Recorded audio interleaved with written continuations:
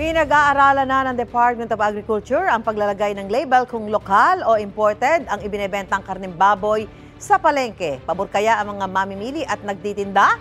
Alamin natin sa unang balita live ni EJ Gomez. EJ?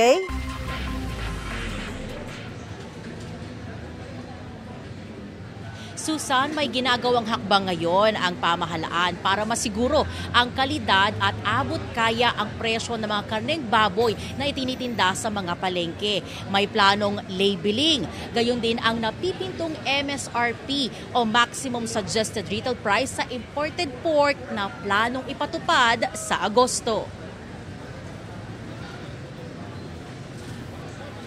Pinag-aaralan ngayon ng Department of Agriculture o DA ang pagkakaroon ng labeling sa ibinebentang mga karneng baboy sa mga palengke na planong ipatupad sa Agosto. Ito'y para malaman ng mga mamimili kung saan galing ang karne at kung ito ba ay local o imported. Mahalaga raw ito para rin masiguro ng mga consumer na maayos ang kalidad ng bibilhin nila. Pabor dyan ang ilang mamimili at nagtitinda na ating nakausap. Fina-finalize na rin daw ng DA ang ipatutupad na Maximum Suggested Retail Price o MSRP sa imported na karneng baboy sa Agosto.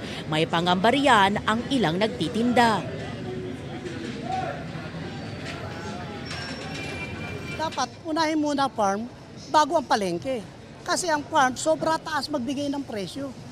Na imbisa hindi na kayanin ang umahango sa palengke. Imbisa wala nang kinikita talaga, sa totoo lang. Baka pwedeng ibalik sa dati yung medyo mababa kasi hindi na kahit afford lalo na yung iba, di ba? Ano po ba yung presyong mababa para sa inyo o yung abot kaya? Sana 300 lang.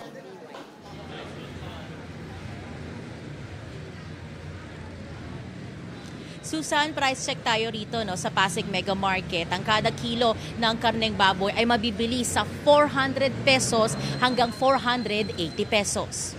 At yan, ang unang balita mula rito sa Pasig City. EJ Gomez para sa GMA Integrated News. Gusto mo bang mauna sa mga balita? Mag-subscribe na sa GMA Integrated News sa YouTube at tumutok sa unang balita.